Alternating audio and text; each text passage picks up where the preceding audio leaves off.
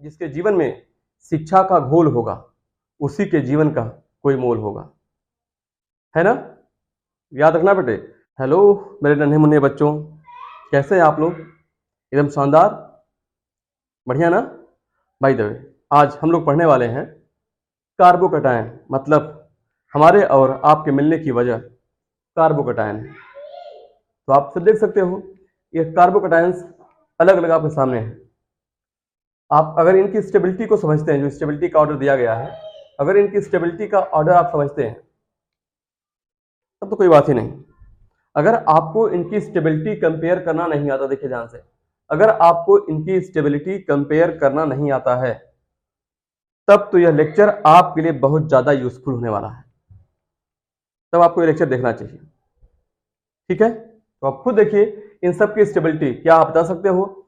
इसकी stability ट्राईसाइक्लोप्रोपाइल methyl cation की stability ज्यादा है ट्राइफिनाइल मिथाइल कैटायंस की तुलना में। ये ऑर्डर किस बेसिस पे हुआ है ये देख सकते हो। यहाँ पे इसकी स्टेबिलिटी इससे अधिक है, इसकी स्टेबिलिटी इससे अधिक है। यहाँ देखिए इसकी स्टेबिलिटी इससे अधिक है। इन सब का रीजन आपको जानना चाहिए।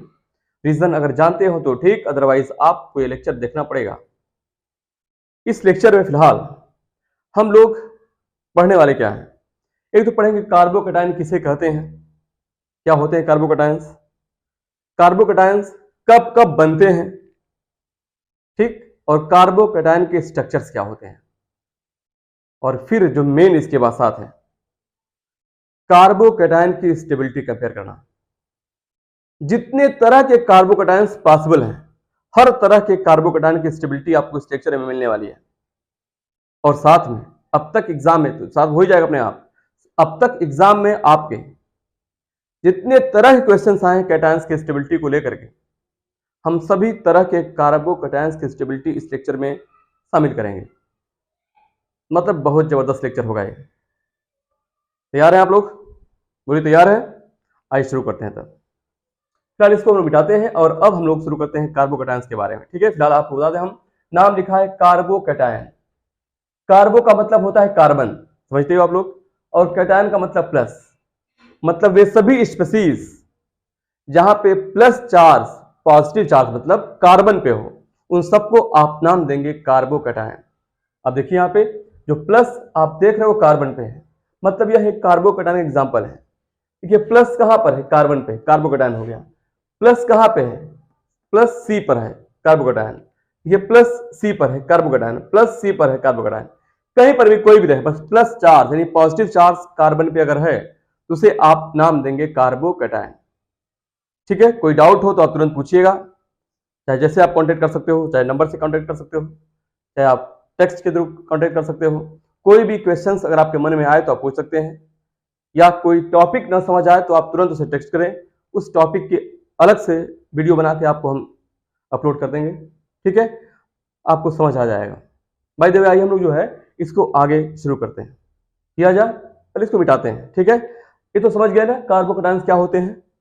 आइए हम लोग अब डिस्कस करते हैं कार्बोकैटायंस कब कब बनते हैं। बेटा याद रखना, इस लेक्चर में हर तरह के कार्बोकैटायन की स्टेबिलिटी रहेगी। लेक्चर थोड़ा बड़ा होगा, पेशेंस से देखना होगा। सीखना है तो धैर्य तो बनाना ही पड़ेगा ना। ठीक है, अगर सीखना है तो आपको थोड़ा सा पेशेंस के साथ इसको देखना पड़ेगा।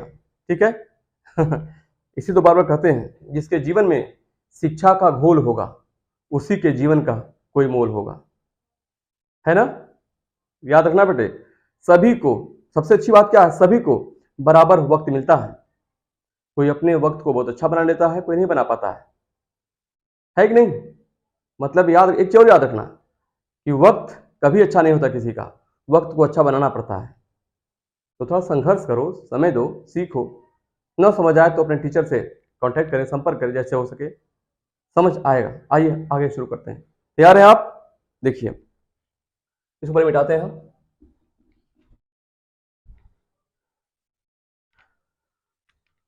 तो इसमें है प्रिपरेशन ऑफ कार्बोकैटायन।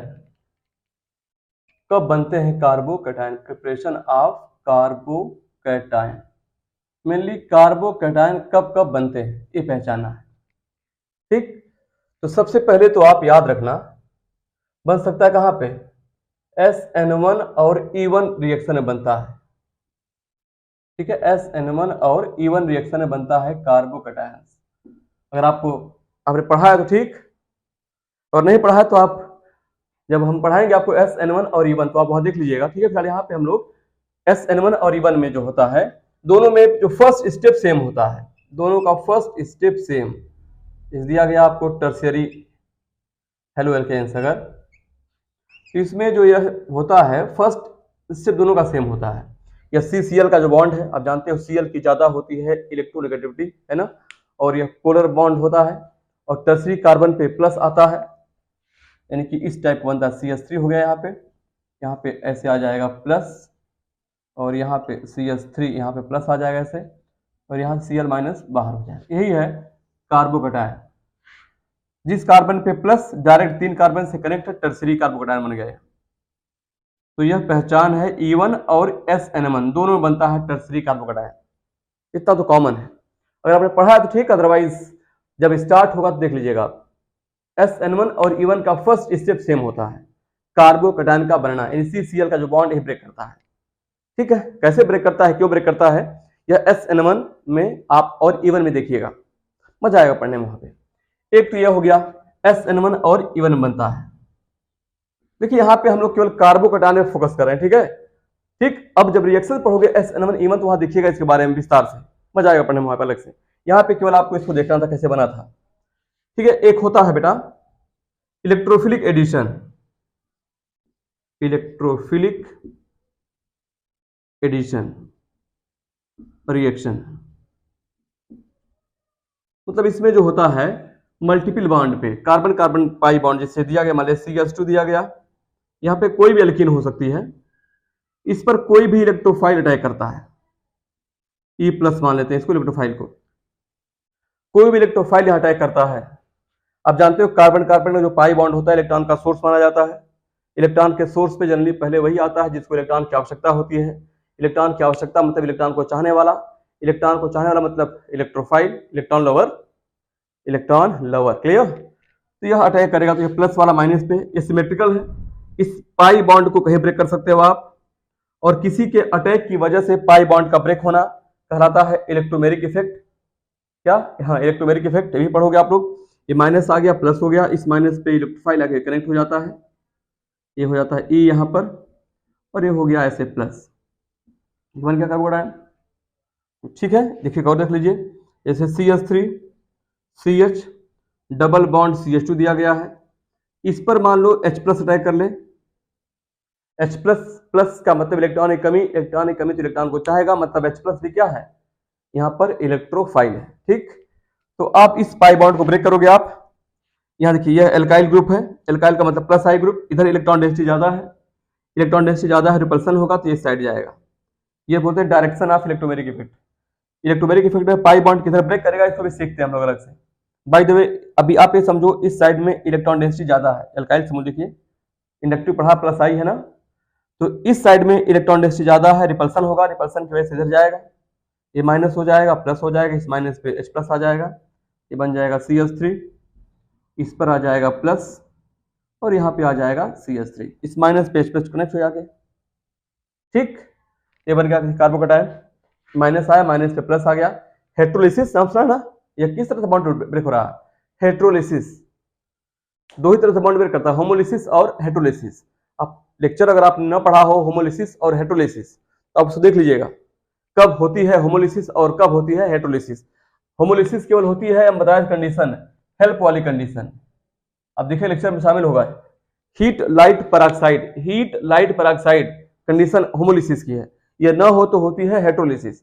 यहाँ बाय द वे होगी हेट्रोलिसिस। अगर न पढ़े हो बेटा तो अब जाइएगा एसेंस इन केमिस्ट्री चैनल पे जाएंगे, आप उसके जाएंगे प्लेलिस्ट में, उसे मिल जाएगा आपको बॉन्ड फिशन, होमोलिसिस एंड हेट्रोलिसिस, वहां मिल जाएगा आपको, क्लियर।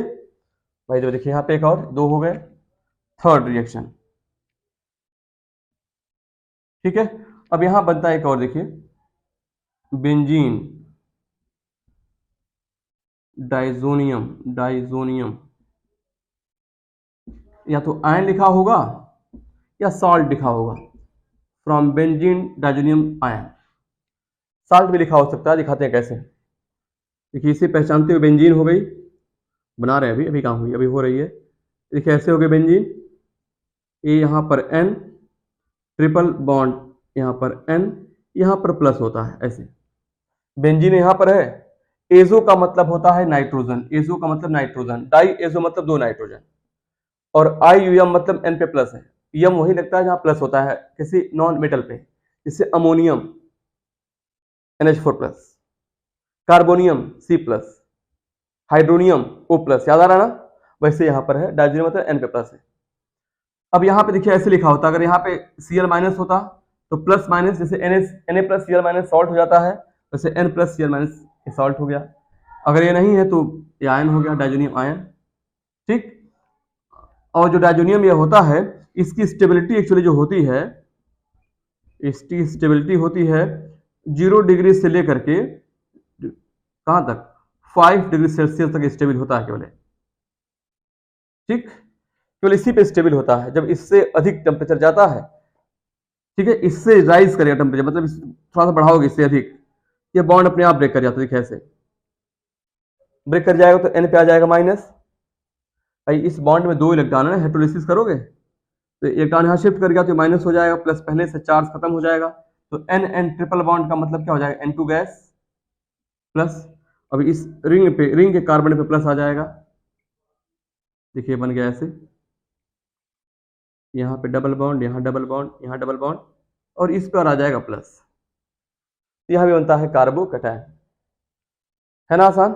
तो डाइजोनियम वाला, अगर कहीं डाइजोनियम लगा हुआ है जिस कार्बन पर, डाइजोनियम, एजो का मतलब नाइट्रोजन, डाई का मतलब दो नाइट्रोजन, IUM का मतलब प्लस, तो डाइजोनियम लगा है, ये समझ जाना है कि वह निकलेगा, और जिस कार्बन से निकलेगा उसमें प्लस आएगा। ठीक, एक और देख लेते हैं लास्ट में, देखोगे।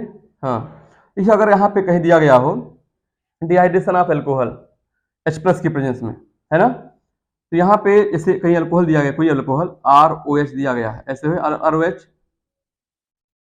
H प्लस की प्रेजेंस में आप इसको रखोगे, H प्लस इस O के साथ, R यहाँ पर, ये आप बना दोगे यहाँ पर H, यहाँ पर H, एक लोन पेयर इसका इसके साथ हो गया प्लस, O की वैलेंसी यहाँ 3 हो चुकी है, 1 2 3, O से 3 बॉन्ड बन चुका है, और आप जानते हो O की वैलेंसी स्टेबल होती है 2, है ना, तो एक बॉन्ड यहाँ ब्रेक करेगा। कौन सा बॉन्ड ब्रेक करें, ये भी आप सीखना रिएक्शन मैकेनिज्म में, इसको ब्रेक करोगे आप, ये चला जाएगा बाहर, नया बनना चाहिए, तो ये चला जाएगा बाहर H2O, तो R पे आ जाएगा प्लस, ये हो जाएगा यहाँ पे H2O, बनेगा यहाँ पे कार्बोकैटायन। ठीक है, तो इस तरह से बनते हैं कार्बोकैटायन, या तो SN1E1 रिएक्शन होगी वहां बनेगा कार्बोकैटायन, और यह बनता है इस तरह का, देखिए यहाँ पे। ठीक है, या फिर इलेक्ट्रोफाइल का अटैक होगा एल्कीन पर, इलेक्ट्रोफाइल का अटैक तब बनेगा कार्बोकैटायन, या फिर डाइजोनियम अलग होगा तब बनेगा कार्बोकैटायन, या अल्कोहल पे H प्लस का अटैक होगा तब बनेगा कार्बोकैटायन। बेसिकली 4 ऐसे केसेस हैं जहां पे कार्बोकैटायन बनता है। कोई डाउट है, आया समझ। तो आइए अब पढ़ते हैं हम लोग कार्बोकैटायंस के स्ट्रक्चर के बारे में। ठीक है, तो इसको देखते हैं, कार्बोकैटायन का स्ट्रक्चर डिस्कस करते हैं। स्ट्रक्चर में एक छोटा सा ले लेते हैं हम लोग कार्बोकैटायन, जैसे दिया गया हो आपको CH3 प्लस, ठीक है, CH3 प्लस। अब हम लोग पढ़ने वाले हैं इसके स्ट्रक्चर के बारे में, और किसी के स्ट्रक्चर, जैसे एक टर्म होता है ज्योमेट्री एंड शेप, ठीक, अगर ये डिस्कस करना है तो आपको सबसे पहले निकालना होगा हाइब्रिडाइजेशन, निकालना आता ही होगा। देखिए ऐसे, इस पे निकालेंगे पहले हम लोग हाइब्रिडाइजेशन इस कार्बन पर। इसके लिए आप इतना समझ ही रहे हो, कार्बन है, कार्बन के लास्ट के सेल में इलेक्ट्रॉन 4 होते हैं, इस पर 3 H है, 3 H का मतलब आप जानते हो H, एक इलेक्ट्रॉन एक बॉन्डिंग ऐसे कर लिया, दूसरा इसके पास एक इलेक्ट्रॉन ऐसे बॉन्ड कर लिया, एक इलेक्ट्रॉन H के पास यहाँ पर है ऐसे बॉन्ड कर लिया, और एक प्लस का मतलब कार्बन ने एक इलेक्ट्रॉन लूज कर दिया तो यहाँ कार्बन पे प्लस, यानी कार्बोकैटायन बन गया। ठीक, तो जब आप निकालते हो हाइब्रिडाइजेशन तो number of sigma bond plus number of lone pair करते हो आप। 2 एटम के बीच सिंगल बॉन्ड है, एक सिग्मा बॉन्ड यहाँ पर है और एक सिग्मा बॉन्ड यहाँ पर है। कितने सिग्मा हो गए, 3 सिग्मा बॉन्ड। तो 3 सिग्मा, यहाँ पर इलेक्ट्रॉन बचा नहीं, लोन पेयर 0, तो 3 + 0 आप 3 कर दोगे, इस पे हो जाएगा sp2 हाइब्रिडाइजेशन। पढ़े हो आप? अगर आपको न निकालना आता हो हाइब्रिडाइजेशन तो आप ये भी चैनल पे जा करके आप जाएंगे उसके प्लेलिस्ट में, वहां पे मिल जाएगा आपको हाइब्रिडाइजेशन के 3 लेक्चर हैं। उसमें एक लेक्चर है कि कैसे निकालते हैं कार्बन के मॉलिक्यूल्स में या कार्बन के कंपाउंड्स में हाइब्रिडाइजेशन। तो वहां पे हर तरह के कंपाउंड्स पे पाओगे आप लोग, तो वहां सब सीख सकते हो। ठीक है, अगर आता है तो आगे बढ़ते हैं हम लोग। देखिए क्या है, ये आ गया sp2। अब sp2 पे यहाँ लोन पेयर नहीं है, इस पे जो शेप बनता है वो होता है ट्राइगोनल प्लेनर।